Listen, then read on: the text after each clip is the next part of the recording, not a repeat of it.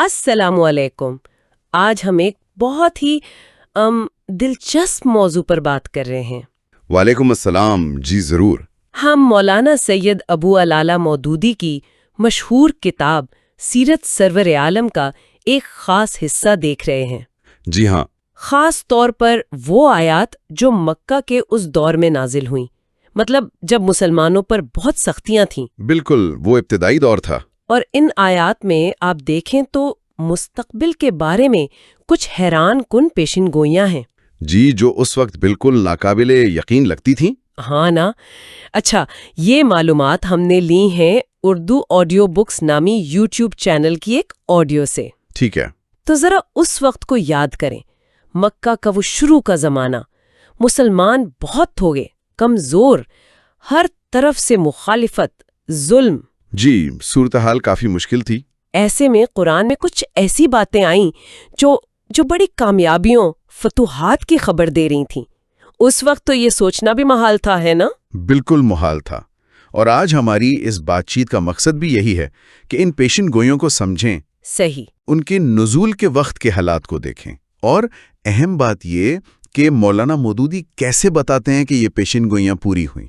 یعنی ماخذ کا تجزیہ کیا ہے اس پر؟ جی، یہ صرف تاریخ نہیں بلکہ ماخذ کے مطابق اس میں ایک الہی منصوبہ نظر آتا ہے۔ تو چلیں شروع کرتے ہیں۔ پہلی پیشن گوئی جو ماخذ میں کافی نمایاں ہے وہ نبی صلی اللہ علیہ وسلم کے مکہ سے نکالے جانے اور پھر فاتح بن کر واپس آنے سے متعلق ہے۔ جی، سورہ بنی اسرائیل کی۔ ہاں، سورہ بنی اسرائیل آیت 76۔ ذکر ہے کہ کفار مکہ آپ کو شہر بدر کرنا چاہتے ہیں۔ اللہ تعالیٰ فرماتا ہے، اور یہ لوگ اس بات پر اڑے ہوئے ہیں کہ تمہارے قدم اس سرزمین سے اکھاڑ دیں اور تمہیں یہاں سے نکال باہر کریں۔ لیکن اگر یہ ایسا کریں گے تو تمہارے بعد یہ خود وہاں کچھ زیادہ دیر نہ ٹھہر سکیں گے۔ یہ آیت خود بڑی معنی خیز ہے نا؟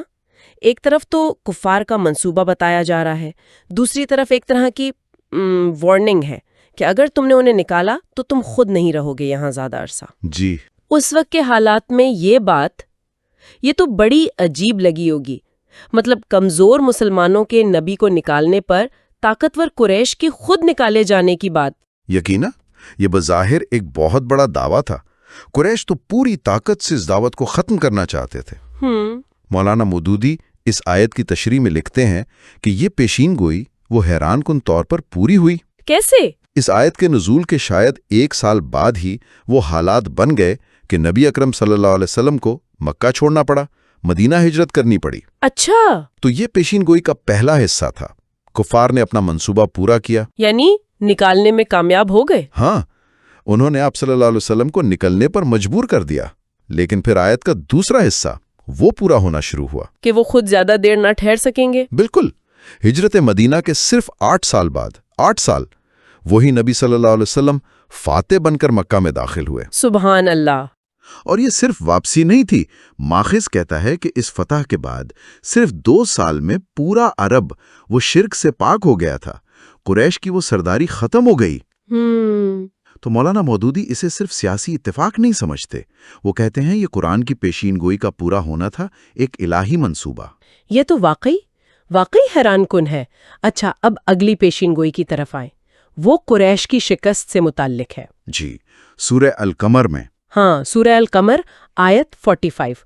ان قریب یہ جمعیت شکست کھا جائے گی اور یہ سب پیٹ پھیر کر بھاگیں گے۔ ماخذ کہتا ہے کہ یہ آیت ہجرت سے بھی کوئی 5 سال پہلے نازل ہوئی۔ جی، تقریباً 5 سال پہلے۔ 5 سال، یہ تو وہ وقت تھا جب مسلمانوں کی حالت اور بھی بہت خراب تھی۔ کچھ لوگ حبشہ چلے گئے تھے، باقی شعبے ابی طالب میں قید تھے۔ ہاں، وہ بائیکاٹ والا مشکل ترین دور تھا۔ بالکل، قریش تو اس وقت بالکل عروج پر تھے۔ ان حالات میں یہ کہنا کہ ان کی فوج، ان کی جمعیت شکست کھا کر بھاگیں گی، یہ کیسے ممکن لگتا؟ بالکل ناممکن لگتا تھا، اور اسی لیے مولانا مودودی حضرت عمر رضی اللہ عنہ کا ایک قول نقل کرتے ہیں۔ اچھا، کیا قول ہے وہ؟ اکرمہ کی روایت سے ہے کہ حضرت عمر رضی اللہ عنہ فرماتے تھے کہ جب سورہ قمر نازل ہوئی اور انہوں نے یہ آیت سنی، سَيُهْزَمُ الْجَمْعُ، تو وہ سوچ میں پڑ گئے کہ بھائی یہ کون سی جمعیت ہے جس کی شکست کی بات ہو رہی ہے۔ اچھا، یعنی خود حضرت عمر رضی اللہ عنہ بھی اس وقت پوری طرح نہیں سمجھے تھے۔ جی، وہ خود حیران تھے۔ وہ کہتے ہیں قریش تو اس وقت بہت مضبوط تھے، پھر کب سمجھ آئی ان کو؟ وہ فرماتے ہیں کہ اس آیت کا مطلب ان پر سالوں بعد واضح ہوا، جنگ بدر کے دن۔ جنگ بدر، اچھا۔ جب میدان میں کفار قریش ہار کر بھاگ رہے تھے اور نبی اکرم صلی اللہ علیہ وسلم زیرہ پہنے ہوئے تھے اور آگے بڑھ رہے تھے، اور آپ کی زبان پر یہی آیت تھی، سَيُهْزَمُ الْجَمْعُ وَيُوَلُّنَّ الدُّبُرَ۔ سبحان اللہ۔ تب حضرت عمر کہتے ہیں کہ مجھے یقین ہوا کہ یہ وہی پیشین گوئی تھی جو مکہ میں کی گئی تھی۔ کمال ہے۔ اسی کے ساتھ ایک اور آیت کا بھی ذکر ہے، سورہ صاد کی آیت 11۔ وہ کیا کہتی ہے؟ یہ تو جھنڈوں میں سے ایک چھوٹا سا دستہ ہے جو اسی جگہ شکست کھانے والا ہے۔ اسی جگہ؟ جی، مولانا مودودی اس میں خنالک یعنی اسی جگہ کے لفظ پر زور دیتے ہیں۔ اچھا۔ کہ اس میں اشارہ تھا کہ یہ شکست مکہ میں یا اس کے قریب ہی ہوگی۔ جس زمین پر وہ غرور کر رہے ہیں وہیں ہاریں گے، اور بدر کا میدان مکہ سے زیادہ دور تو نہیں ہے نا؟ صحیح، یعنی نہ صرف شکست کی خبر بلکہ ایک طرح سے مقام کا بھی اشارہ۔ یہ تو اس وقت کے مسلمانوں کے لیے بڑی ہمت کی بات ہوگی۔ بلا شبہ، ایک طرف کفار پر دلیل قائم ہوئی، دوسری طرف مسلمانوں کا ایمان مضبوط ہوا، انہیں ایک امید ملی جب وہ بالکل مایوس تھے۔ بالکل۔ اچھا، اب ان پیشن گوئیوں سے آگے بڑھتے ہیں جو صرف قریش کی شکست تک نہیں بلکہ اس سے بھی بڑی بات کرتی ہیں، یعنی فتح مکہ اور اسلام کا پوری دنیا میں پھیلنا۔ جی، وسیع تر غلبے کی بات۔ سورہ القصص کی آیت 85 میں اللہ تعالیٰ نے نبی صلی اللہ علیہ وسلم کو تسلی دی، فرمایا یقیناً جس نے یہ قرآن تم پر فرض کیا ہے وہ تمہیں ایک بہترین انجام کی طرف پلٹانے والا ہے۔ ماخذ اس میں معاد سے کیا مراد لیتا ہے؟ معاد کا مطلب ہے لوٹنے کی جگہ یا بہترین انجام۔ مولانا مودودی واضح کرتے ہیں کہ اس سے مراد عموماً مکہ مکرمہ ہی ہے۔ اچھا، مکہ واپسی۔ جی، کچھ روایت کہتی ہیں کہ یہ آیت ہجرت کے دوران نازل ہوئی، جب آپ صلی اللہ علیہ وسلم مکہ چھوڑ رہے تھے، ظاہر ہے دکھی تھے۔ ہاں، وطن چھوڑنے کا غم۔ تو اس موقع پر یہ وعدہ کہ آپ کو واپس لایا جائے گا، اور صرف واپس نہیں بلکہ بہترین انجام کے ساتھ، یہ بہت بڑی تسلی تھی، مستقبل کی کامیابی کی ضمانت تھی۔ زبردست۔ اور ایک اور آیت ہے جو اسی طرح کے وسیع تناظر کی طرف اشارہ کرتی ہے، سورہ فصلت آیت 53۔ جی، وہ بہت جامع آیت ہے۔ عنقریب ہم ان کو اپنی نشانیاں آفاق میں بھی دکھائیں گے اور ان کے اپنے نفس میں بھی، یہاں تک کہ ان پر یہ بات کھل جائے گی کہ یہ قرآن واقعی حق ہے۔ یہ تو بہت بڑی بات ہے، آفاق اور انفس۔ جی بالکل، یہ اسلام کے عالمگیر غلبے کی طرف اشارہ کرتی ہے۔ مولانا مودودی ان دونوں آیات کو ملا کر دیکھتے ہیں۔ کیسے؟ سورہ قصص میں مکہ واپسی کا وعدہ جو تقریباً 14-15 سال بعد فتح مکہ کی شکل میں پورا ہوا، ٹھیک، اور سورہ فصلت اس سے بھی آگے کی بات کرتی ہے کہ اللہ اپنی نشانیاں صرف عرب میں نہیں بلکہ پوری دنیا یعنی آفاق میں دکھائے گا۔ اور انفس یعنی لوگوں کے اندر بھی؟ جی، اور لوگوں کے اپنے وجود میں ان کے اندر ایسی تبدیلیاں لائے گا کہ وہ خود پہچان لیں گے کہ یہ قرآن سچ ہے۔ اور ماخذ کے مطابق یہ نشانیاں کیسے ظاہر ہوئیں پھر؟ مصنف لکھتے ہیں کہ تاریخ نے دیکھا چند دہائیوں میں اسلام عرب سے نکل کر اس وقت کی 2 سپر پاورز روم اور ایران ان کی سلطنتوں تک پہنچا اور غالب آ گیا۔ یہ ہوئی آفاق کی نشانیاں؟ جی، اور انفس کی نشانیوں سے مراد وہ عظیم اخلاقی اور روحانی تبدیلی ہے جو قرآن نے لوگوں میں پیدا کی۔ صحابہ کرام کی زندگیاں وہ اس کی بہترین مثال ہیں۔ اور قابل غور بات یہ ہے کہ یہ پیشین گوئیاں اس وقت ہوئیں جب کامیابی کا دور دور تک کوئی نشان نہیں تھا۔ جی بالکل۔ اچھا، یہ فتوحات اور غلبے کا ذکر ہمیں ایک اور اہم پیشین گوئی کی طرف لاتا ہے جو خود نبی اکرم صلی اللہ علیہ وسلم کے اپنے مقام سے متعلق ہے۔ جی، مقام محمود کا وعدہ۔ ہاں، سورہ بنی اسرائیل آیت 79 میں وعدہ ہے، عنقریب تمہارا رب تمہیں مقام محمود پر فائز کرے گا۔ یہ مقام محمود کیا ہے؟ خاص طور پر اس وقت جب آپ پر تو طرح طرح کے الزام لگائے جا رہے تھے۔ مقام محمود یعنی وہ مقام جس کی تعریف کی جائے، قابل ستائش مقام۔ مولانا مودودی وضاحت کرتے ہیں کہ یہ وعدہ اس وقت ہوا جب مکہ میں آپ کو بدنام کرنے کی پوری کوشش ہو رہی تھی۔ کوئی شاعر کہہ رہا تھا، کوئی کچھ، کوئی شاعر، کوئی مجنون، کوئی ساحر، نعوذ باللہ۔ اس ماحول میں اللہ کہہ رہا ہے کہ دنیا اور آخرت دونوں میں آپ کو ایسا مقام ملے گا جہاں ہر طرف سے آپ کی تعریف ہوگی۔ تو یہ صرف آخرت کی بات ہے، جیسے شفاعت کا مقام؟ نہیں، مولانا مودودی کے نزدیک یہ دنیا اور آخرت دونوں پر محیط ہے۔ آخرت میں تو یہ یقیناً مقام شفاعت کبریٰ ہے، اس پر تو سب کا اتفاق ہے۔ ٹھیک۔ لیکن وہ زور دیتے ہیں کہ اس کا ظہور دنیا میں بھی ہونا تھا اور ہوا بھی۔ کیسے؟ تاریخ گواہ ہے، چند ہی سالوں میں حالات ایسے بدلے کہ وہی نبی جنہیں مکہ سے نکالا گیا تھا وہ پورے عرب کے حکمران بنے، کیسر و کسریٰ کے درباروں میں آپ کے سفیر جانے لگے۔ آپ کی عزت، آپ کی تکریم، آپ کی تعریف، اس کے چرچے ہر طرف پھیل گئے۔ یہ دنیا میں مقام محمود کا ظہور تھا، عین قرآن کے وعدے کے مطابق۔ یعنی یہ پیشین گوئی بھی اس اندھیرے دور میں ایک روشنی کی طرح تھی۔ بالکل، ایک روشن چراغ کی مانند۔ اچھا، ان ساری پیشین گوئیوں اور ان کے پورا ہونے کے ذکر سے ایک سوال ذہن میں آتا ہے، اور ماخذ نے بھی اس پر بات کی ہے۔ جی، کون سا سوال؟ وہ یہ کہ کیا صرف کسی نظریے کا غالب آ جانا یا اس کے ماننے والوں کا جنگیں جیت لینا، حکومتیں قائم کر لینا، کیا یہ اس نظریے کے سچے ہونے کی دلیل ہے؟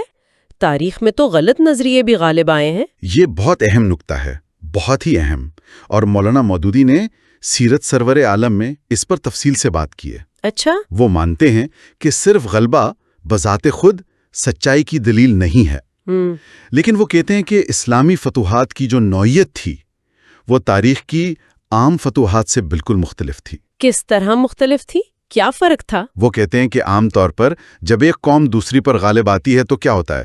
ظلم، استحصال، تکبر، فساد، یہی ہوتا ہے نا؟ جی، اکثر تو یہی دیکھا گیا ہے۔ فاتح قوم مفتوح قوم کو دباتی ہے، ان کے حق مارتی ہے، اپنی دھونس جمانے کے لیے ہر حربہ استعمال کرتی ہے۔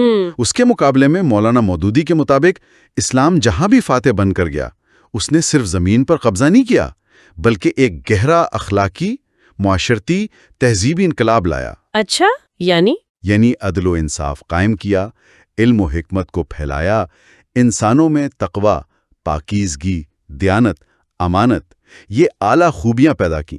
وہ خاص طور پر عرب معاشرے کی مثال دیتے ہیں۔ اسلام سے پہلے کیا تھا وہاں؟ قبائلی جنگیں، قتل و غارت، جہالت، ہر طرح کی برائیاں۔ جی، تاریخ تو یہی بتاتی ہے۔